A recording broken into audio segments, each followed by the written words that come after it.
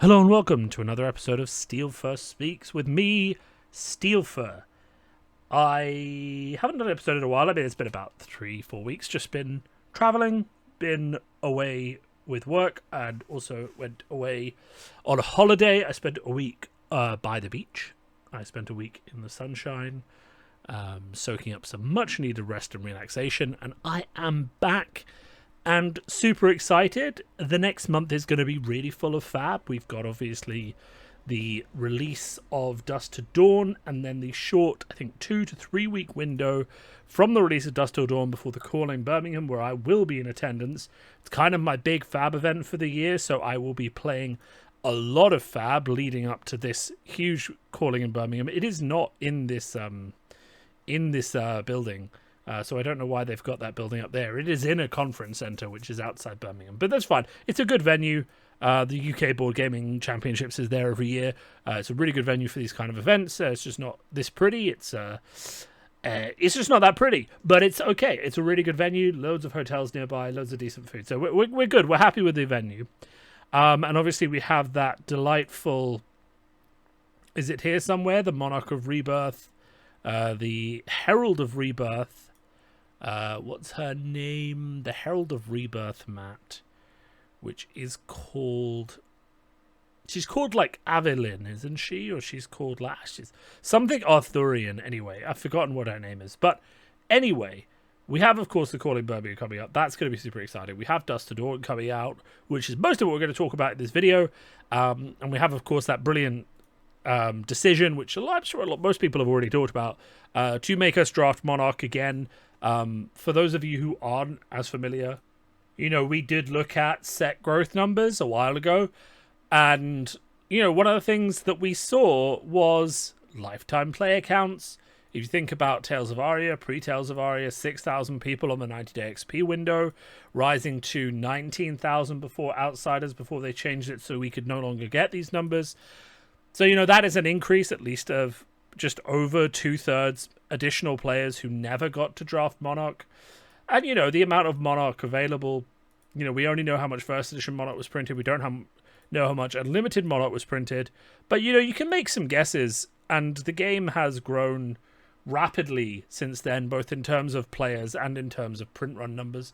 Though I will say it seems like the print run numbers have kind of balanced out to match the number of players rather than continuing to grow on a kind of curve. But that's just an interesting thing to be aware of, that the majority of players didn't exist when Monarch was being drafted.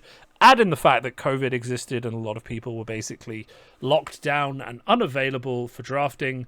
Really, it's a brilliant idea to bring them back. I myself need to win one of these Cold Foil Prisms. I really like Prism. She's a really great hero. I like the way that she's designed to work along different aspects of the game compared to other heroes. It just creates a lot of variety and a lot of interesting things. So I'm really happy to see her coming back to the game. I'm not sure... To be honest, I am still of the opinion, and I will be of this opinion for a while, for at least another 4 days, because then we're hitting spoiler season properly, that we are getting a separate adult Prism. People have said to me, these heroes need to have different names, because currently rules as written... you can't have 2 cards with the same name. You need to have 2 cards with different names for them to be functionally different cards according to the rules. To which I say, does it matter with heroes, right? So the rules currently say cards have to have different names because they have to be different cards under the rules, right? But, and this was relevant before because you could play young and adult heroes in CC. So it made sense. You needed to have a different card from Prism, Prism and Prism Sculpture of Arclight, because the rules technically when you're writing your deck list means you have to write the specific card name, because it was possible to play either young or old heroes in the RTNs. And I actually saw a judge once throwing their weight around threatening to give someone an IP2 penalty for not writing the full title of their hero and for just writing the first name, at which point I kind of, it wasn't happening to me, but things were said in the room quite loudly about the judge, and I think he kind of changed his mind. But my point is, there is only now one legal version of any hero in CC or Blitz, which is the young or the old version. So with a small tweak of the rules, so with one sentence change, basically, you could just say, you know, the card defined by the hero, you know, is defined by whether it is young or old. Old and young heroes are considered distinct cards in terms of the game, despite having the same rules text or something to those lines. And I think that change is coming because I don't think that LSS wants to come up with two names for every single new adult and young hero pairing that is being reprinted after a hero has gone living legend, right?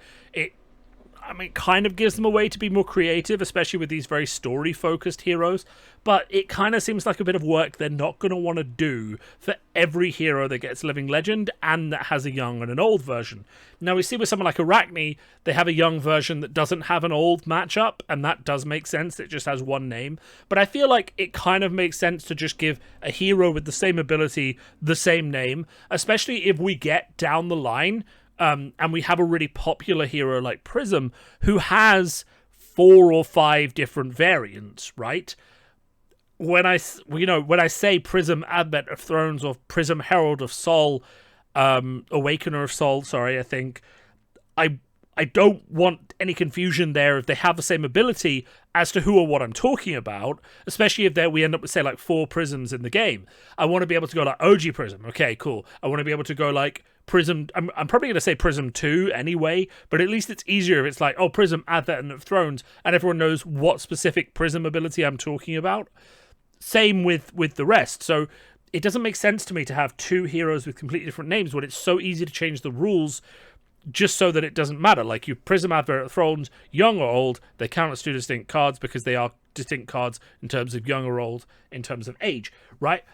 That's fine to me. So I think because she has a secondary name, and because I predict that kind of rules change, I think we will be seeing a different Prism. The other reason for that logic is that what we have here in front of us is a very aggressive Prism, right? Whenever a Herald hits, basically, because they all get, well, it's not, there are other ways to put cards into Soul, so that's important, but also whenever a Herald hits, beyond just putting it into Soul, whenever one hits, it will go into Soul. You search your deck for a Figment and put it into the arena. That's really, really good acceleration and ramp.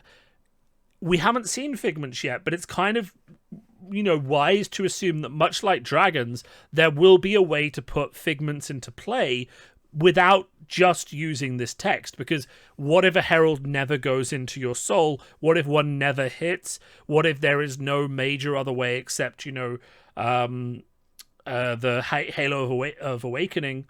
The Halo of Awakening?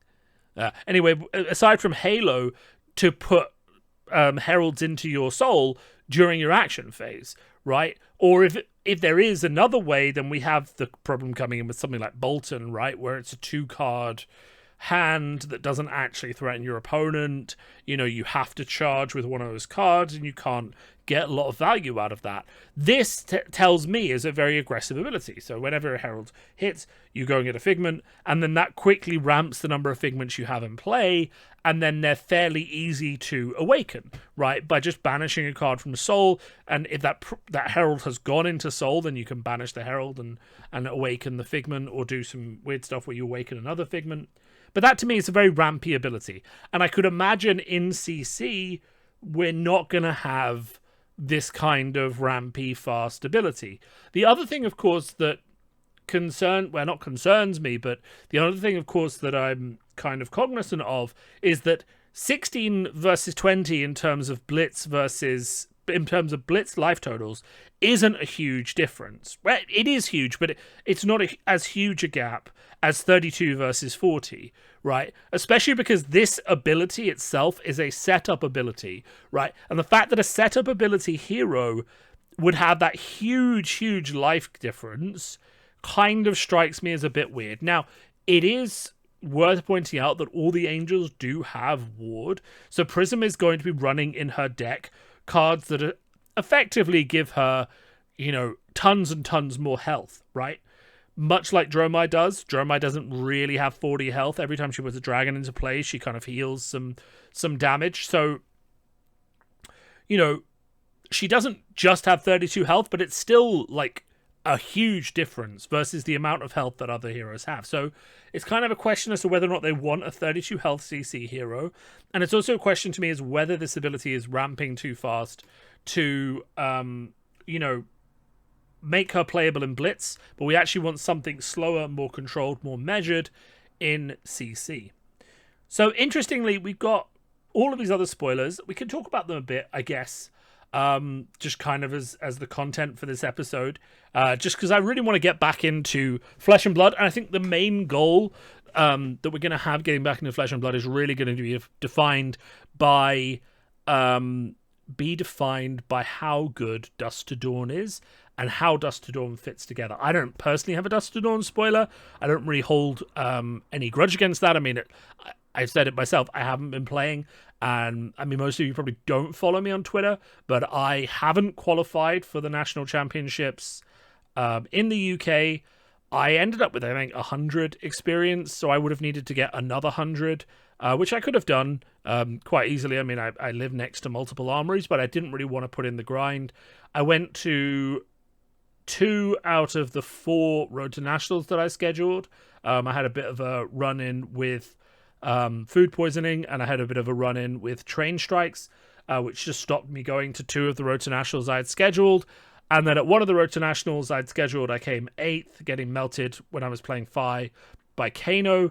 And then at the other one, I went 0-2 with an Oldham deck because I just hadn't been playing enough, and kind of just scrubbed out and just kind of left it at that. And I said this on Twitter, and I mean, no one needs to follow me on Twitter, but you can if you want. I do post on there a bit more often. That I was kind of okay with it because I just haven't been playing that much. I've kind of just been focusing on other hobbies. Obviously, I've taken up writing, and chapter 6 is slightly delayed because it's a bit of a meaty chapter. So I've got about 6,000 words into it, but it's probably going to end up closer to 20,000 or something like that, because it's this huge big battle scene between the demons and the Hand of Solana, which is just part of the Solanian army, and there's a lot to be revealed about characters and stuff. So it's getting very meaty, and I really want to do it justice because I feel like this particular battle scene is kind of vital for what's going to influence this character's motivation for the rest of the story. So I know there are readers. I know the figures. I won't share the exact number of people who are reading it with you. For those of you who aren't familiar, I'm talking about the wraithfables.com website, where I'm currently writing a novel fan fiction based on the Flesh and Blood universe, which documents the unlikely meeting of 3 characters from different parts of Wraith who have been brought together in Aria by the Flow to help combat a mysterious threat. Very, very ominous. And currently we have met 2 of the heroes. The first one is a ninja called Ichika from Aria, and the second one is a mage from Solana called Pierce. And that's it. I mean, you'll learn more about the characters if you want to read the book. Before we get back to spoilers, there is also, this is just a plug myself, there is also going to be, because I know not everyone has the time to read, there will be an audio version of that story coming out, voiced by myself, because I have a reasonably decent voice for these kind of things, and also I'm free when it comes to this sort of work. Chapter 1 is nearly done. Editing these things takes quite a while, so I plan on putting out Chapter 1 probably this week. I'm just trying to decide whether I want to host it on my YouTube channel or make a separate podcast channel for it, which I might need to do. And that's it, really. So if you haven't, because, reading is reading, but if you really want to listen to podcast form, you can find that. Now, that plug aside, I mean, let's get back to talking about Dusk to Dawn. It's kind of funny, right? It's kind of funny, but we don't actually yet know that there are a lot of other cards dedicated to people that aren't included in Tales of Aria or Monarch, right? And if you look at this helpful spreadsheet the community puts together every single time, you'll see that according to everyone, there isn't really a lot of space in the set for non-Dusk to Dawn or non-Monarch or Tales of RE heroes. And in fact, according to some people, now whether this is accurate, right, there isn't actually a lot of room for anyone that isn't a Monarch hero. So, I mean, no, I don't know how much I believe this, right, because there are some huge gaps, and, you know, is this really just going to be a Monarch-focused expansion? That would be a really, we say, brave move. Now, when we say Monarch-focused expansion, right, we're talking about boosting Illusionist, Warrior, Brute, Runeblade, right? We have currently seen one card for Guardian, and I think the important thing that people have pointed out about that is that 5 cards later, we have Chorus of Ironsong, which is a Warrior card, and normally Ninja goes in between Guardian and Warrior, as I understand it, right? Now, if we look at, just using my own forms for a bit, if we look at other let's just zoom out a little bit. Well, no, this is fine. If we look at other supplemental sets, this isn't that strange, right? So if we look at Dynasty, for example, Brute's only actually got 4... Oh, well, I only count the Majestics. So actually, I think they got a few more cards. But they only actually got 4 Majestic cards. So if Guardian, for example, gets, I don't know, 1 more Majestic, then they're like getting half of the cards. Well, maybe this is strange. They're actually getting like well under half of the cards that they would have got in something like Dynasty, right? So it may be the case. It may be the case that all that someone like Ninja gets from this set is generics, rather than, you know, a large number of a large number of other cards, which is a really interesting approach to a supplemental set, because it kind of means that unless there are really powerful generics, you can sort of take the set off, right? I mean, from spending money, but I don't think that's going to be the purpose. I think there will be a few powerful generics in this set, but what else are you going to get? Like, if you're not playing one of these main heroes, or is this an attempt by FAB to kind of say, these are our 4 flagship heroes. These are going to define the meta for this, you know, the next 4 months. Please play one of them. Give them loads of support and a new keyword and stuff. And then in 4 months' time, we're going to get a new draft set, and they're going to be like, these are our new flagship heroes for the next 4 months. We might start to see that. I mean, Outsider's so heavily boosted, and I know it didn't make all of the classes that it boosted very good, but Ninja was good, Ranger was good, Assassin was good, so they were all competitive. They weren't necessarily best deck in format, but they were all pretty good. You know, so are we reaching a point where when a new set comes out, that's going to be the classes that define the set? Because I know I'm kind of backtracking here, I'm just talking a little bit in circles, but my point that I've said before about supplemental sets is, it feels to me that we're reaching a point with supplemental sets where it's getting hard to reasonably and reliably move the needle for every class within the same supplemental set, right? So I've said this a few times, and that's kind of reflected in something like Dynasty, right? Where the needle wasn't moved on Brute. You know, these cards are all right, but none of them really moved the needle. The needle wasn't really moved on Warrior because of a number of cards they got. They only got, 8 Majestics. The needle wasn't moved on Ninja. Okay, Ranger got some really boosted cards. I guess Swell Tidings, or is it Mind Warp? Mind Warp has become good in the end, but those didn't really move a needle that much. Illusionist, well, you had Soraya, which is the legendary, so that kind of is a bit weird. Tomaveo could be good, and Dromai got a bit of a boost, but General Prism didn't really move the needle that much. Assassin obviously got introduced, so that's not the point, but the issue, of course, is that with a lot of these supplemental sets, the needle isn't really being moved for most classes because you don't have enough cards to actually fully develop a new theme, right? Do you?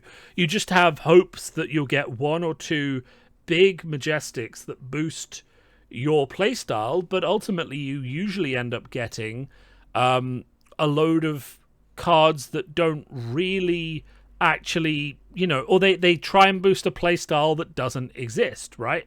So, I mean, if we go to sets, and we can do this live, right? Filter, set. Cool. Let's just go to Dynasty. I think Dynasty is the latest supplemental set, and it's a really good example. So Commander Conquer's new. Dust from the Red Desert, yeah, that kind of supported Dromai's Dragon theory. The Brute cards or whatever, we don't really like to talk about Brute, that's fine. Guardian, I guess Buckle ended up being okay for a little while, not really, again, didn't really move the needle. There was this like hints that there was a playstyle about like hyper defensive, shield focused boosting, that kind of thing, but it never really developed. Shield Bash just didn't really take off. Kind of because it doesn't really synergize with the reusable shield, because it costs 3, and the reusable shield obviously costs 1, so you couldn't really just throw free damage at people with Bastion or Rampart. So it wasn't really that effective. Withstand is just a weird defense reaction because it does the same, because it's an instant, but it doesn't really, block for as much as some of the other defense reactions could. But it has a niche. It's just a weird one, right? Because you have to commit your shield, but you might have already committed the shield when they play their big attack, so it kind of doesn't do the same thing. Then you have the whole ninja sub-theme of Tiger Claws, which is cool, but, again, not really enough cards to properly develop it. So while it was nice, it didn't really show up. Warriors were confused. They either had axes, or they had one good Majestic, or they had a little bit more Go Again, and they had some piercing. It didn't really make much sense. Mech got a huge boost, but that's because they just got some really good cards. Impulse Weave Harpoon, Crankshaft was... I've seen Crankshaft played, was alright.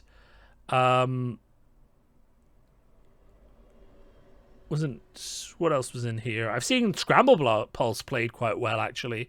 So Pulse with Harpoon and Scramble Pulse were quite good. BIOS Update I've seen played was quite good. Kind of just a big boost. Assassin was obviously introduced, but even though it was introduced, Contract Assassin was, where everyone's playing Azuri now. No one's playing Old Arachne, really.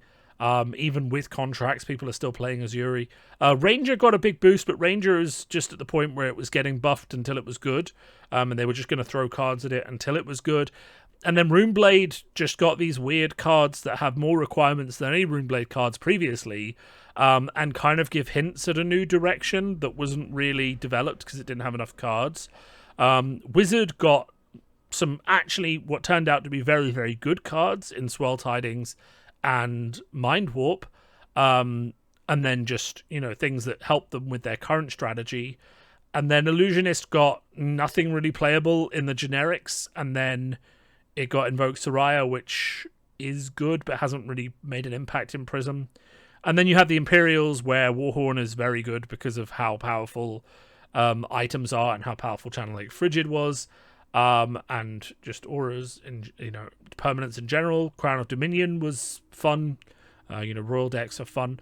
I'm not saying Dynasty didn't move the needle. I'm saying it tried to bring in a lot of sub themes that didn't really work. Like Nitro Mechanoid didn't really work. Piercing Warrior didn't really work.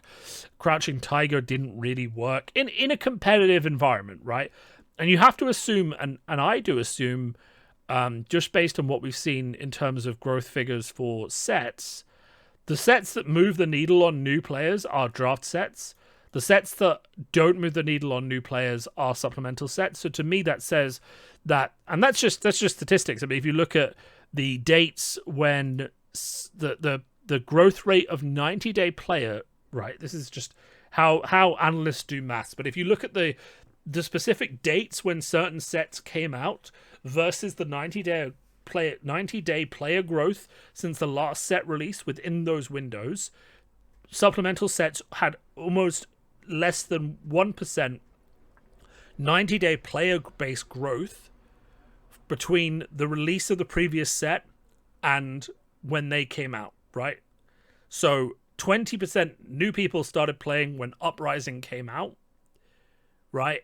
And 1% new players started playing when Dynasty came out, right? So, I mean, that kind of says it all for you, right? So that really, just as a fact we have to deal with, is that this supplemental set is for people already playing, right? This supplemental set is for people who either have Monarch or look at Monarch heroes and think they're really cool, but don't really understand how they can buy into them.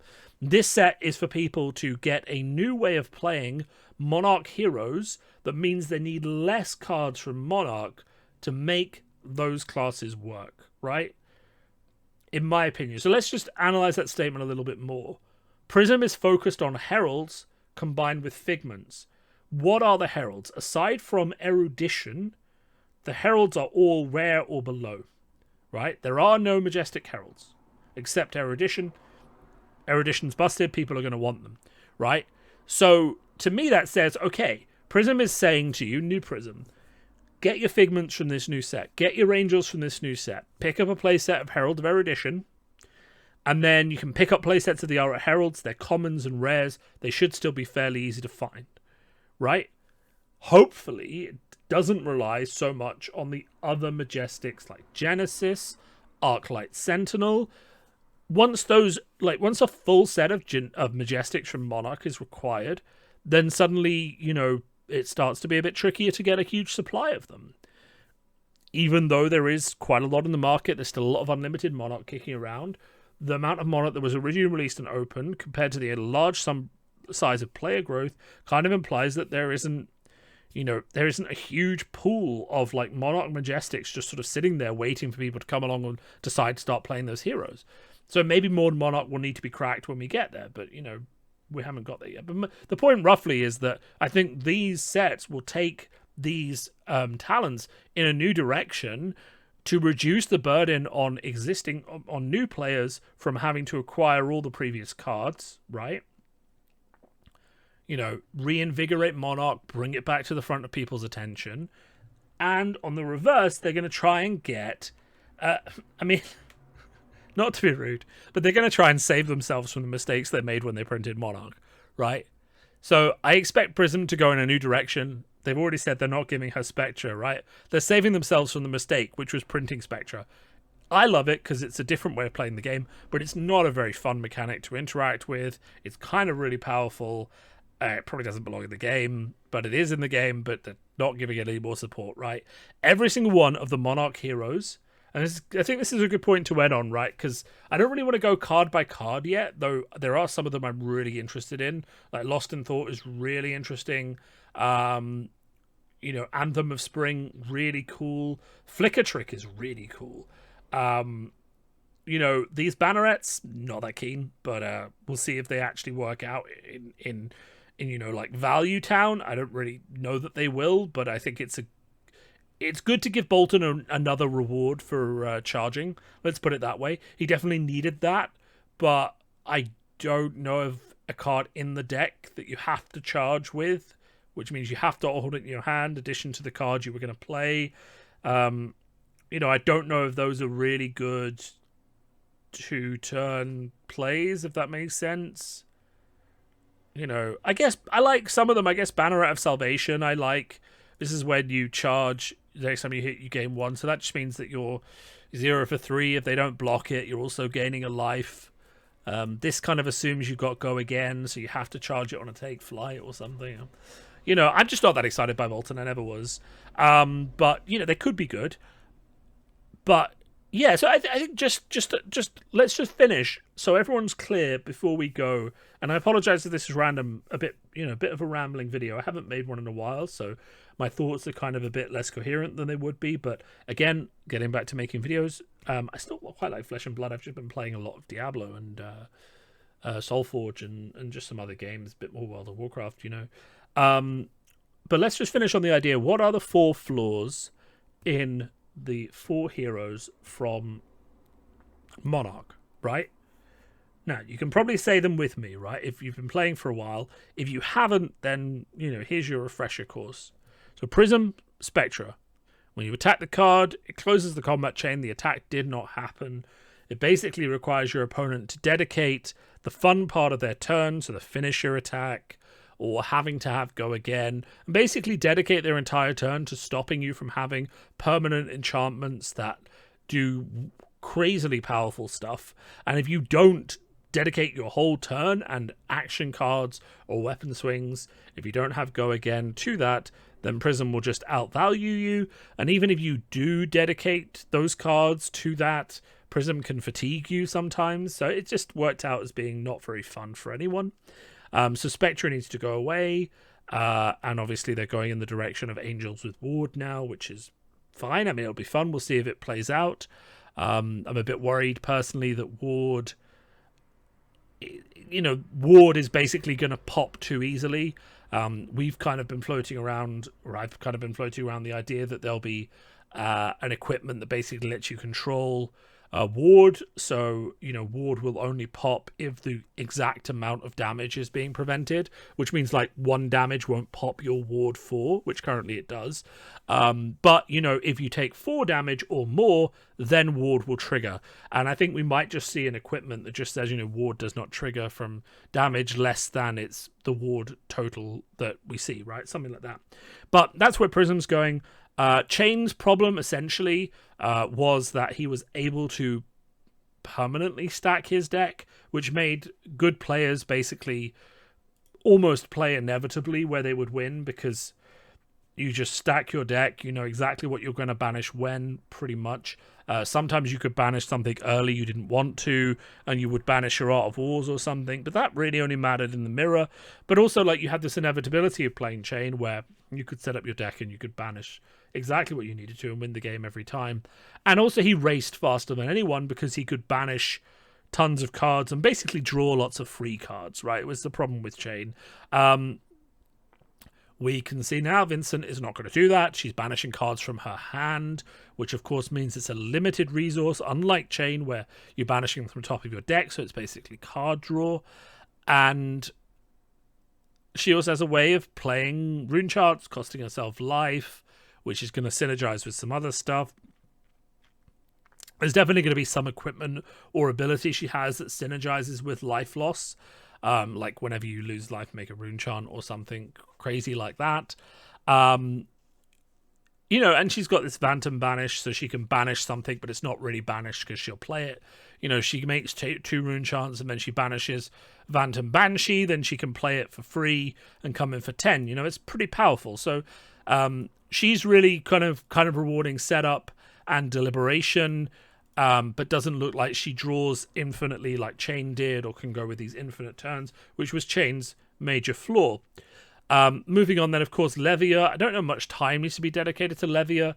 Levia's essential problem is that this Blood Debt, right? Chain didn't really have to worry about Blood Debt because he only took it when he wanted to. He could play tons of cards from his banished zone, really, but it was more about whether it was optimal to play them at the time. He occasionally killed himself with Blood Debt, but most of the time he could control it if he wanted to, and only really lost to it if he was, in a bad way or a back foot. Whereas Levia really needed at least 2 cards in her hand every turn not to take Blood Debt damage, which means if you're pressuring Levia really strongly, or you disrupt her with card draw, you get a turn where she can't banish for Blood Debt, and then she takes all of her Blood Debt damage and she loses.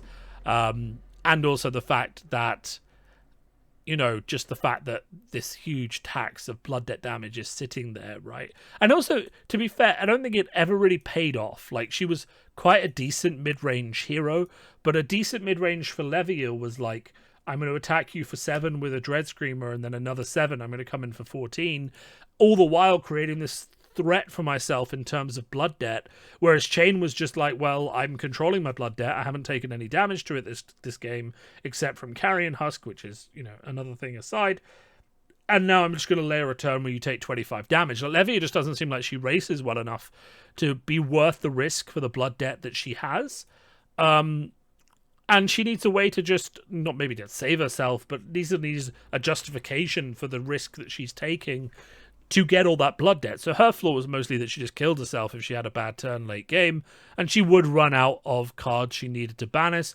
Or occasionally, and I've seen this happen, you have 25 cards in your graveyard, 20 of them are 6+. You can still banish the 5 cards that aren't and die, right? It's not great.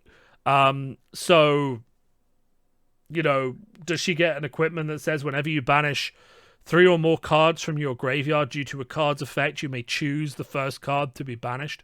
Like, you know, if I have 25 cards in my graveyard, I can guarantee I'm banishing a 6 cost. Like, something like that to just save her from randomness. Or does she, you know, does she just get something else that just protects her? Or does she just go in a different direction? You know, we've had hints today that there'll be a Levia redeemed hero. So we might even be getting a new Levia hero. But we'll talk about that in another episode. And then the final hero, Bolton. Bolton's main flaw is that charging is not that good. Like, remove for a second the fact that there's loads of cards in Light that say put this card into your soul, but don't actually let you charge, like Soul Food or Halo and stuff like that, right? Putting aside that fact that he's kind of just like gimped a little from those, we have the fact that, and we can kind of see it in these bannerets, that when I'm playing a charge card and then charging a card, that's inherently a 2-card hand, but remember what I said, like, Levia can come in for 7 off a 2-card hand as long as she banishes some cards and save herself from blood debt.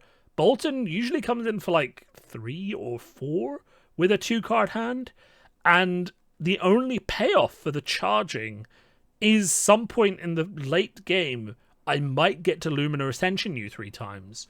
Now, don't get me wrong, like, that was a consistent enough combo, and with Beacon of Victory he can go and fetch it.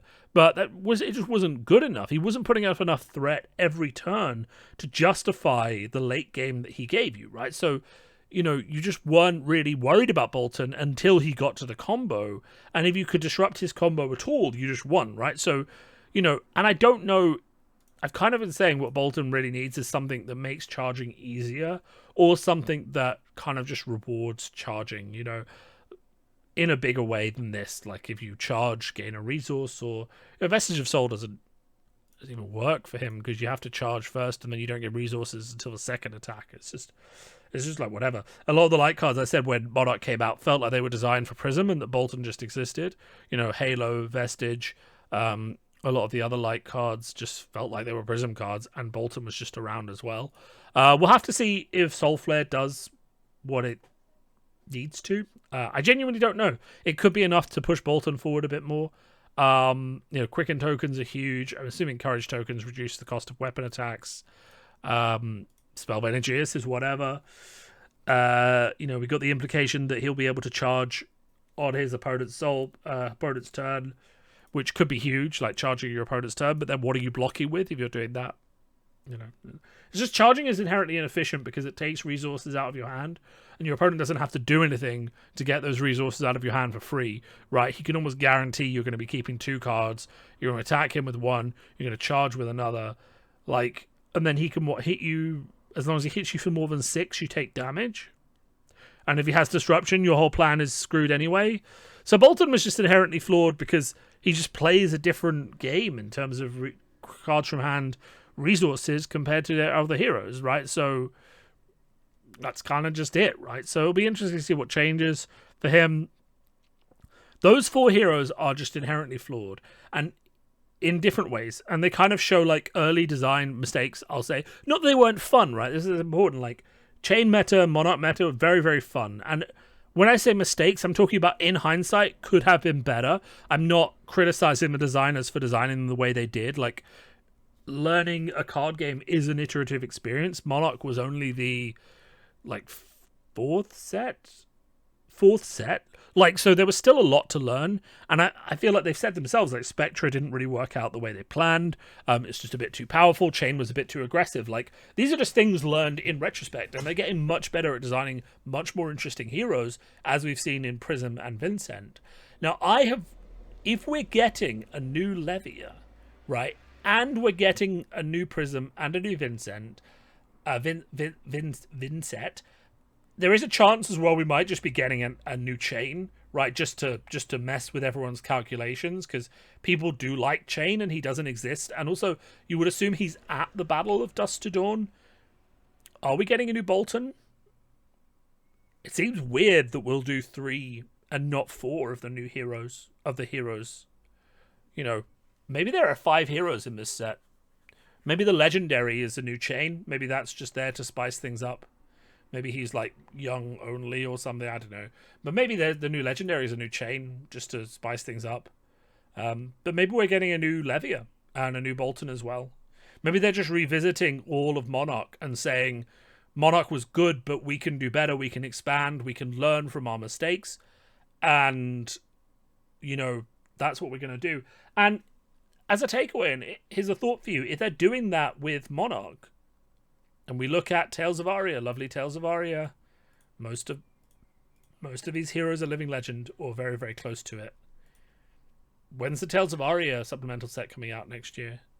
You know, when are we going to go back to Tales of Aria and get a new Oldhim, a new Briar, a new Lexi? And I think that's an interesting question I'm going to leave everyone with. I appreciate everyone who's listened this far in the podcast. I feel like things are very, very exciting for FAB. Not that Outsiders wasn't, but I feel like I want to be fair to the designers when I say this. I am much, much more excited just because of the way my fantasy loving, you know, RPG, you know, huge world loving things work. And I know not everyone agrees with this, and that's okay. I am much, much more interested in talented heroes than I am in untalented heroes. I'm much, much more interested in the multifaceted layered design of talented heroes where you have what's the element doing and what's the hero doing, and then we can kind of clearly see like what's delineated for either. And I'm also like a bit concerned by how large the card pool is getting for some of these heroes that, you know, non-talented heroes boosted in Uprising. We have those figures here, I think, just something to leave people with while people are thinking about things. The number of playable cards. This is just Majestics and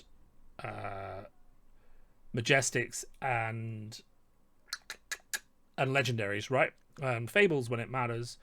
But if you start to look at someone like Phi, so Ninja, Ranger, you start to see 91 playable cards. You know, and that includes multiples, right? So, you know, multiples, but that's 91 cards you could include without even looking at commons in your deck, right? Azalea's at 72. You know, Assassin is quite low, but that's kind of to be expected, right? Because they're brand new. But this number up here, the 91 playable cards, when down at the bottom, we've got Bravo, Dorinthia, Rhinar, you know, all coming in with almost half of that in terms of playable cards available to them. You know, so I have to say I'm not that excited by a set where, you know, we don't have a talent that just segments a chunk of these cards off. Like, if we got another set with a Ranger without a talent and Lexi just got another 30 playable cards or something at the Majestic level, I think that would be a problem, right? Just putting that out there. Food for thought to leave you all with. As always, everyone who's listened this far, thank you. You are my true fans. I apologize to those of you who have enjoyed my content in the past and have kind of been like, hey, what's that guy up to? Like, the takeaway for anyone still listening is just that I've, you know, since Nationals last year, I've kind of just been chilling out a bit on FAB. I went very hard on it last year. I really enjoyed it last year. But I needed some time to kind of experiment and just do some other fun stuff, right? Play other games, play computer games, play some board games, and also just engage with FAB as a casual player for a while and see how that felt and how the game feels.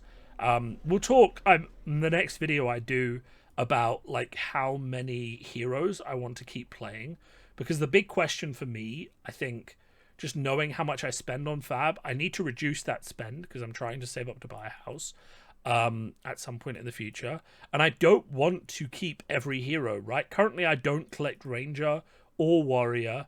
I don't collect Brute either, but I have a full playset of Brute, and I was planning on selling out of Runeblade, but I might not given how interesting Vincent looks.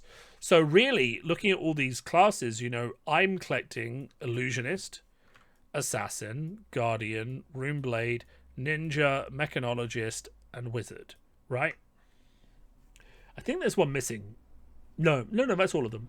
Right, so I'm not collecting 3 classes. That still means that my average spend on Flesh and Blood per class, I mean, cost per class? Jesus Christ, like, you know, that assuming a class gets included in a supplemental set, we did this maths, didn't we?